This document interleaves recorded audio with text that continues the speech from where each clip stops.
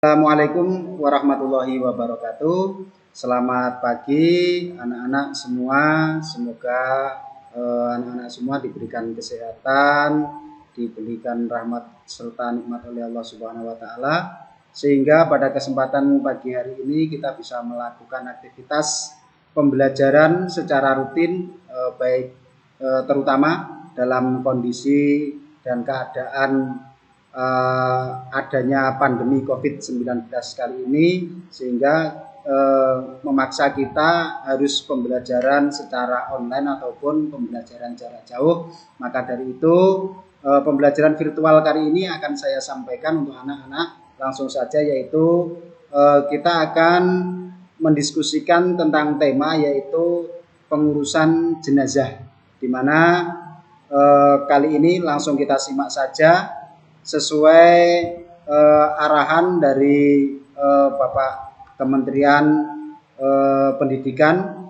Kita melaksanakan pembelajaran secara online, maka di sini anak-anak bisa membuka bukunya, yaitu materi pendidikan agama dan budi pekerti pada kelas 11 yang ada di SMK Saidiyah ini, bab 3. Anak-anak bisa membuka bukunya masing-masing yang sudah dipinjamkan dari pihak sekolah. Maka anak-anak silakan membuka bab 3 tentang melaksanakan pengurusan jenazah.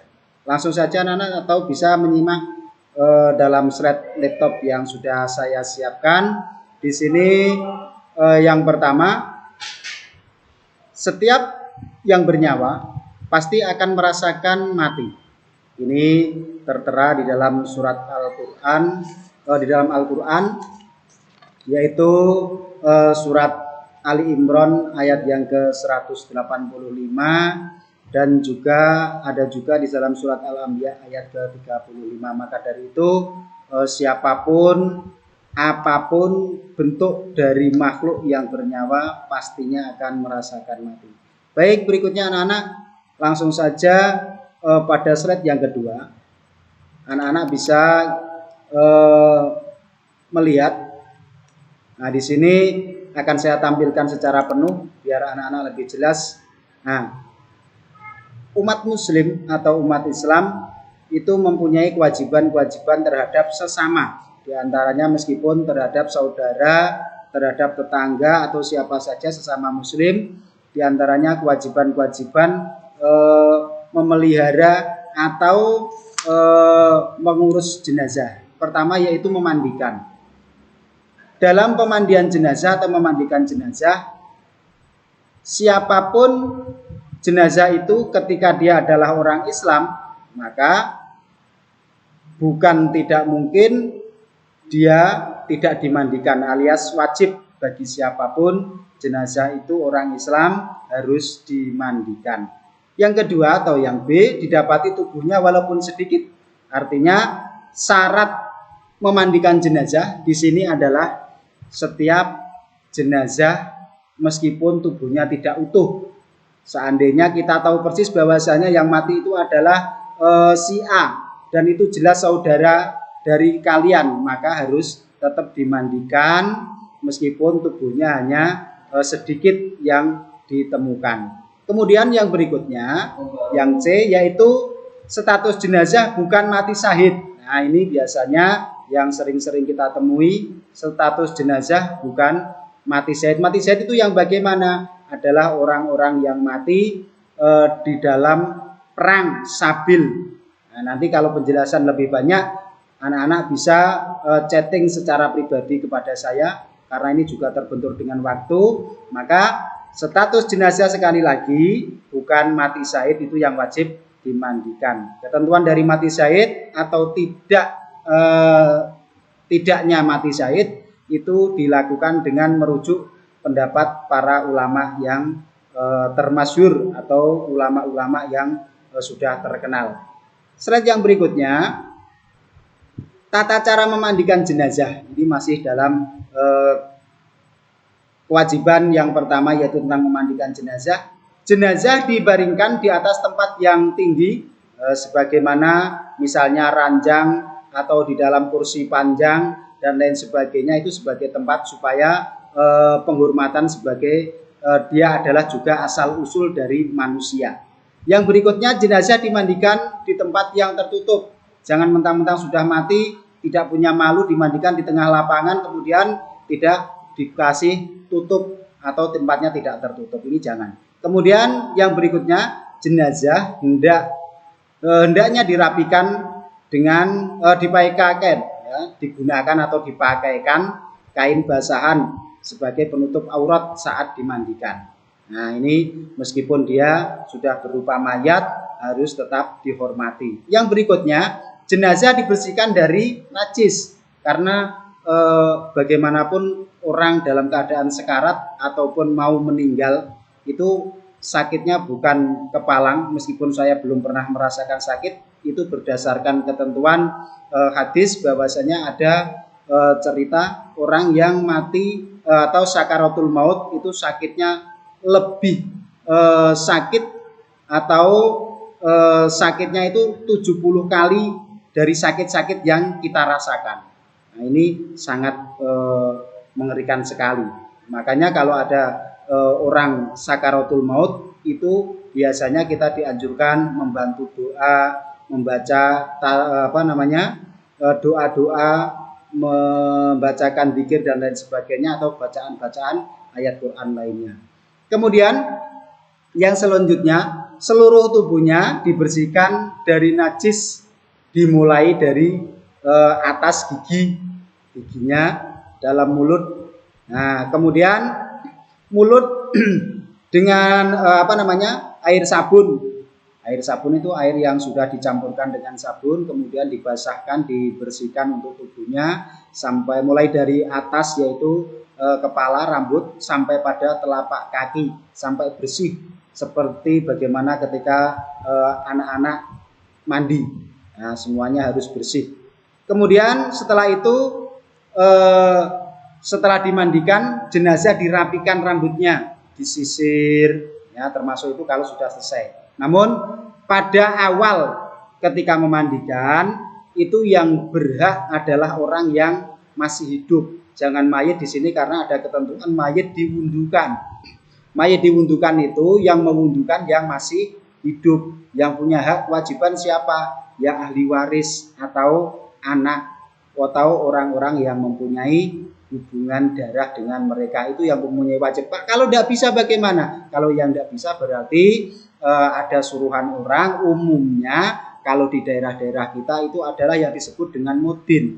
Maka di sini anak-anak mempercayakan kepada mudin atau kepada kiai yang di situ disuruh memandikan atau mensucikan, sehingga awal dari permulaan mandi adalah wudhu dan nanti diakhiri juga dengan wudhu atau diwundukan. Kalau bahasa Jawa diwunduni. Setelah itu selesai maka mayat diangkat, tetap dikeringkan sebagaimana kalian mandi pakai kain atau pakai handuk. Setelah itu diletakkan di tempat pembaringan.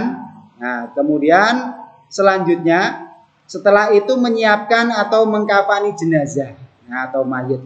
Jenazah kalau laki-laki, nah ini kalau mayatnya laki-laki dibungkus oleh 3 helai kain kafan yang mana dalam tubuhnya disiapkan 3 helai kain kafan. Sedangkan bagi ini jenazah pria. Kalau jenazahnya perempuan ini dilapisi 5 lembar kain kafan atau mori. Yaitu yang pertama kalau kita biasanya disebut dengan kain basahan. Ya, kain basahan itu yang pertama, kemudian baju, kemudian tutup kepala, atau yang selanjutnya kerudung dan kain kafan yang menutupi tubuhnya. Ini bagi perempuan. Kalau perempuan ini memang agak repot karena lapisannya saja menggunakan 5 lapis, sementara laki-laki. Setelah tadi tata cara memandikan, mengkafani, ya, mengkafani, cara menggunakan atau memberikan pakaian kepada si mayit itu memang agak rumit. Tadi saya jelaskan agak rumitnya bagi perempuan terutama. Kalau bagi laki-laki hanya 3 lapis, kemudian kalau perempuan 5 lapis. Nah, Cara pemakaian kafan, hamparkan selembar tikar mungkin atau yang kita biasakan gunakan sebagai alas dan bentangkan 4 utas tali di atasnya yang terletak mungkin letaknya dari tempat kepala sampai pada mata kaki jenazah. Nah, ini adalah tempat tali. Nah, setiap helai kain yang diberikan harum-haruman, ya biasa diberi pewangi, aroma minyak dan lain sebagainya, yang di situ tujuannya supaya nanti si mayit ini ada aroma harum, tidak ada aroma busuk, karena siapapun yang mati itu biasanya sudah ada sedikit luka atau apa itu mudah busuk sehingga menimbulkan bau yang kurang sedap, maka di sini disunahkan untuk memberi wangi-wangian. Maka di sini di setiap helai kain diberikan pengharum atau wangi-wangian. Kemudian yang selanjutnya jenazah hendaknya diolesi atau diberikan kapur barus wangi dan diletakkan di atas kain kafan. Nah, kedua tangan diletakkan di atas dada, sebagaimana kita misalnya melaksanakan sholat. Nah, itu biasanya tangan kiri berada nempel pada bagian perut, kemudian baru ditimpa dengan tangan kanan, atau posisi tangan kiri berada di bawah tangan kanan. Oke, selanjutnya seluruh tubuh jenazah dibalut dengan kain kafan dengan 4 ulas tali tersebut. Nah, kemudian tali untuk bagian kepala, lengan, lutut, dan mata kaki. Boleh ini talinya kalau lebih baik berdasarkan sebuah kajian kitab ada yang mengatakan tali kalau bisa diusahakan hitungannya ganjil, jangan genap. Meskipun itu tadi dijelaskan ada 4 utas tali, tidak apa-apa ditambah 1 misalnya. Biasanya bagian ujung kepala, kemudian bagian dada atau tangan, kemudian bagian pinggul atau sekitar bokong. Nah, ke bawah lagi bagian lutut. Nah, setelah itu ke bawah lagi adalah bagian ujung kaki. Nah, itu adalah sunnah karena diberikan 5 utas tali. Kalau tadi 4 boleh, tidak ada yang melarang.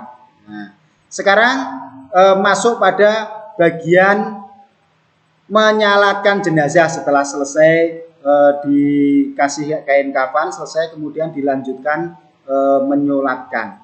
Nah, yang pertama syarat daripada ketentuan kita mempunyai kewajiban terhadap mayit adalah mensolati atau nyolatke. Yang pertama suci dari hadas besar dan kecil, baik badan, pakaian maupun segala sesuatu yang kita kenakan. Kemudian menutup aurat dan menghadap arah kiblat sebagaimana kita sholat. Yang kedua, sholat dilakukan setelah jenazah dimandikan. Nek urung didusi, ora entuk disolati. Nah, maka di sini mandikan dahulu baru disolati. Kemudian yang ketiga, letak jenazah di sebelah orang yang menyelatkan. Ojo kok jenazah itu kok mburi kowe salatan ning ngarep, nah jenazah lunga kuburan dhewe.